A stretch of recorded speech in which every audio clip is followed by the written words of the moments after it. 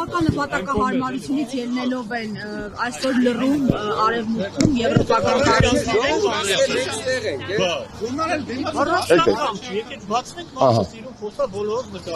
Սիրուն կխոսեն բացվեք նկարը, ասեն։ Որն է քաղաքական նպատակահարմարությունը այս փուլում, արդյոք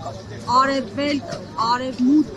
գծի վրա բերել Հայաստանի Հանրապետությունը հյուսիս-հարավից կտրելով։ Տեսեք, կարող ենք երկար հիմա խոսել աշխարհաքաղաքական փոփոխությունների, Հայաստանի դերի եւ Հայաստանից ակնկալվող զիջումների նպատակահարմարության մասին, բայց չեմ ուզում այսօր շատ կենտրոնանամ հենց այդ խնդրի վրա, թեպետ ձեր մատնանշած խնդիրը կա, այո։ Հայաստանը այսօրվա ղեկավարության դեմքով ներկայանում է աշխարհին, հատկապես արևմտյան երկրներին, որպես ամեն ինչի պատրաստ երկիր, երկիրով պատրաստ է սեփական շահերը ուրանալ, սեփական արժեքները մոռանալ։ Ես մի բան ձեզ ասեմ, էլի, տեսեք, շատ բաց խոսում ենք։ Հակառուսականություն կարող է լինել տարբեր երկրներում։ Տարբեր երկրներում այդ հակառուսականությունը կա։ Բոլոր երկրներում բացի Հայաստանից հակառուսականությունը ազգային է։ Այսինքն ուղեկցվում է ազգայինի արժևորմամբ, ազգայինի մասին միֆեր, լեգենդներ, քարոզչություն անելով։ Միակ երկիրը, որի գլխին ջարդվում է ապազգային հակառուսականությունը, դա Հայաստանն է։ Այդ հարցը չի ծագում մեզ մոտ, ինչու՞։ Չէ՞ որ կարելի է լինել լիբերալ եւ արևմտամետ եւ լինել ազգային։ Ինչպես բազմաթիվ Հայաստանում գործիչներ այդպիսի եղել են, կան եւ վստահ եմ կլինեն։ Օրինակ Ռաֆի Հովհաննիսյանը եւ լիբերալ է եւ ազգային է, եւ արևմտամետ է եւ ազգային, եւ այդպիսի բազում անուններ գիտենք։ Ինչու է այսօրվա իշխանությունը ասում մենք արևմտամետ ենք կամ իրականացնում է այդպիսի գործողություններ, որը միաժամանակ ապազգային է։ Ակնհայտ է, որ հիմնական թիրախը ապազգայնությունն է, ոչ թե գեոպոլիտիկ վեկտորը։ Հայաստանի իշխանությունների համար ամենակարևոր բանը ջնջել հայի օպերատիվ, այսպես ասած, հիշողությունը եւ երեկվա նախարարի ասուլիսը արդեն հիշատակեցի, դա մի խայտարակությունների շարան էր, բայց մարդը խոստովանեց մի կարևոր բան, եկեք մերսի ասենք իրան, հա, ասեց հետեւյալը, երբ որ փորձում էր հիմնավորել թե ինչու են կալանքները այդքան շատ, ասեց շատ քիչ մարդ է հետո արդարացվում դատարաններով։ Առաջինը դնում ենք մի կողմ, որ դատական իշխանությունը կախյալ է եւ իրանց կայացած վճիռները քաղաքականացված է։ Այսինքն տիկին նախարարը երեք խոստովանել է, որ կալանքը ոչ թե խափանման միջոց է, այլ պատժի։ Եթե նա կալանքի փաստը կապում է հետո վերջում մեղադրական դատավճռի հետ, նա ընդունում է եւ իր ենթագիտակցությունը Ֆրեյդով այսպես ասածի հայտ է գալի, որ այդ կալանքները պատիժ են, ոչ թե խափանման միջոց, այն ինչի մասին մենք խոսում ենք, այն ինչի մասին խոսում են խիղճը չկորցրած իրավապաշտպանները։ Պարոն Աշոտյան, տեսեք, երեք նաև Եվրոպայի կրոնական կազմակերպության կրոնական ֆորումն է արձագանքել Հայաստանի իշխանությունների կողմից հայ առաքելական եկեղեցու թիրախավորման հանգամանքին, նշել դրա անընդունելիությունը, այս ուղերձները, անգամ եթե դրանք բավականին օբյեկտիվ են, կարող են ինչ-որ բան փոխել Հայաստանի իրականության մեջ։ Ես վստահ եմ, որ առաջի փոխողը հայ իրականության մեջ փոփոխությունների կարողը հայ ժողովուրդն է։ Դրսից կարող ենք ակնկալել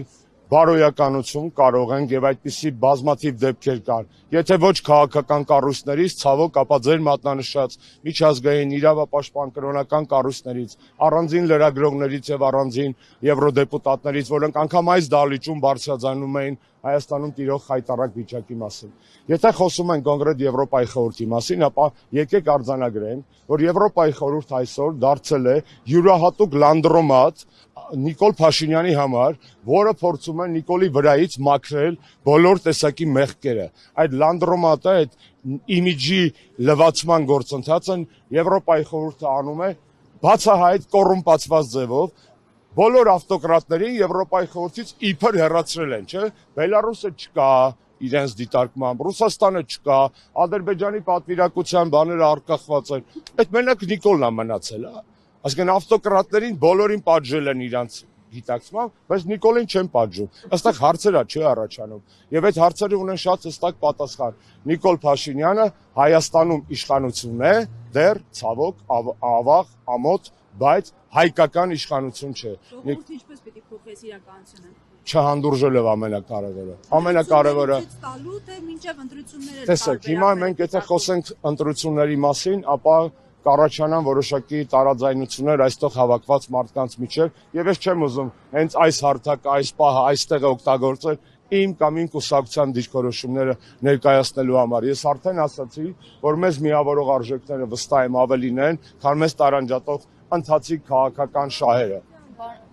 Երկարատև ժամանակ է, որ այս հարցը բարձրացվում է գերիների կամ բանտարկյալների եւ մենք չենք տեսնում առանձնապես, որ փոփոխություններ լինելու են։ Հիմա ինչու եք կարծում, որ ինչ-որ բան կարող է փոխվել եւ բացի այդ առաջիկայում խոսում է նաեւ, որ ամենափոքր նախագահ Ջեյդի Վենսը կարող է գալ Հայաստան եւ դուք էլ նշել, որ սա հարմար առիթ է այս բարձրացնելու համար եւ նաեւ երեք Ես արդեն ասացի, տեսեք։ Հիմա կարծում եք ստեղծվել է այդ հարմար նախապայմանները։ Ես կարծում եմ, որ ձեր մատնանշած երևույթները, որոնք թույլ, բայց պոզիտիվ ազդակ են նաև, դրանք արդյունք են նաև այն բանի, որ հայ ժողովուրդը չի լռել այս ընթացքում, որ մենք չենք լռել ոչ Արցախի հայաթափան մասին, ոչ քաղբանտարկյանների արկայության մասին, ոչ եկեղեցու դեմ իրականացվող արշավի մասին, հա, եւ այդ փոճուր, բայց կարևոր փոփոխությունները հետևանք են նաև այն բանի, որ մենք չենք հանձնվել, եւ այս պայքարը պետքա շարունակել, այո, Ամերիկայի Միացյալ Նահանգների փոխնախագահի այցը հրաշալի առիթ է առնվազն Բաքվում նստած մեր հայրենակիցներին ազատելու համար։ Դա շատ լավ առիթ է հաշվի առնելով բազմաթիվ հանգամանքներ, հատկապես փոխնախագահի աշխարհայացքը։ Այդ այցը լավ առիթ է դադարեցնելու կամ առնվազն նվազեցնելու հայ առաքելական եկեղեցու դեմ բռնաճնշումները։ Ես կարող եմ մի բան ձեզ ասել, թող հնչի կարգախոս, բայց ցանկացած գործողություն ծնվում է, եթե դու ինչ-որ մի բանի հավատում ես։ Գործողություն խի ես անում, որովհետև դրել ես նպատակ։ Այդ նպատակը ինչ նպատակ է, որովհետև այդ նպատակը դու դրել ես ելնելով քո պատկերացումներից։ Պատկերացումները ձևավորվում են մտքերից եւ արժեքներից։ Հետևաբար գործողությունները բխում են արժեքներից։ Ես դες կարող եմ հավաստիացնել, որ ազատությունը ավելի ուժեղ բան է, քան վախը։ Եվ այս կարգախոսը, որ ազատությունը ավելի ուժեղ է, քան վախը։ Եվ Նիկոլ Փաշինյանը, որ փորձում է ստեղ երկրում ստեղծել վախի մթնոլորտ, չի կարող հաջողել, որովհետև ազատությունը ավելի ուժեղ նարկոտիկ, ազատությունը ավելի ուժեղ էմոցիա է, ազատությունը ավելի ուժեղ զգացմունք է եւ ազատությունն է բնորոշ մարդուն, ապրող մարդուն, ոչ թե վախը։ Վախը հավերժ լինել չի կարող եւ այս պայքարի ակցիաները, որոնք տեղի են ունենում, այո, նաեւ վախը կոտրելու միտում ունեն։ Մենք չենք վախենում։ Շնորհակալ եմ։ Կանոն օգտվելով առիթից մեկ հարց էլի եւս։ Քանի որ քննարկվեց պաշտոնյաների պարգևավճար ստանալու հարցը։ Որևէ, տեսեք, քիչ եմ ուզում խոսեմ։ Մենք հավաքվել ենք այս առիթով, ես ձեզ շատ շնորհակալ եմ, բոլոր ելույթ ունեցողները խոսել են քաղբանտարկյանների եւ ազատության։ Ես չեմ ուզում այս լրահոսի մեջ ուրիշ թեմաներ մտցնեմ։ Կարող եմ բազմաթիվ մի օր ասորից կտամ այլ հարցերին սիրով կպատասխանեմ։ Ինչու մարկայի եղբայրության մրցանակը, այս մրցանակաբաշխությունը, որ երեք տեղի ունեցավ, շրջանցեց արցախցիների իրավունքները եւ այս ֆոնին նաեւ Բաքվի բանտում գերիները ազատվելու փոխարեն այնտեղ դատավճիռն է նրանց կայանում։ Շատ պարզ է, աշխարհը միայն ցույց է տալիս, որ գնահատում է Հայաստանի ներկայիս քաղաքականությունը։ Իրականում որպես մարդ, ով 15 տարի ի պաշտոն է շփվել եւ առայսօր շփվում է միջազգային կառույցների հետ, ես դες կարող եմ ասել, մեզ հրապարակավ կարող են շոյել, մրցանակ տալ, գովալ, բայց մեր մեջքի հետևում մեր հետևից խոսում են։ Ասում են, որ մեր նման անթասի պետություն այս պահին չկա։ Ասում են, որ մենք նվեր ենք տարբեր աշխարհաքաղաքական ուժերի։ Եվ բնական է, որ հրապարակավ կարող են շոյել, պարգևատրել, մեծարել, գովալ, բան, բայց հոգու խորքում մեզ չեն հարգում։ Լավագույն դեպքում խղճում են, որ այս վիճակում ենք հայտնվել, որովհետև մենք միակն ենք երկրագնդի բոլոր ժողովուրդներից այս պահին, որ պատրաստ է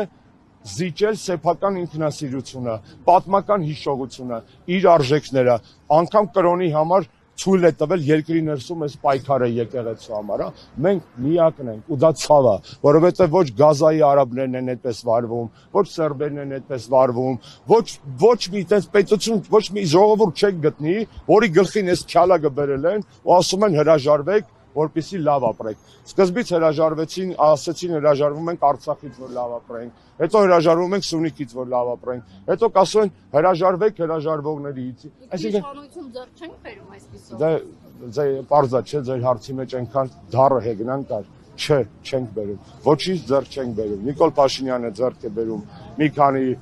հնչյուն վերնագիր միջազգային մամուլում, մի քանի արձանիկ եւ վերարտադրվելու շանս, բայց Հայաստանում իշխանությունը չպետք է ձևավորվի դրսից։ Հայաստանի իշխանությունը պետք է ձևավորվի ներսից եւ դրա կարողը պետք է լինի հայ ժողովուրդը։ Ինչ մեխանիզմով, ընտրություններ, impeachment եւ այլն, դա արդեն ժողովուրդը պատեպահին կարծում եմ իր վճռական խոսքը կասի։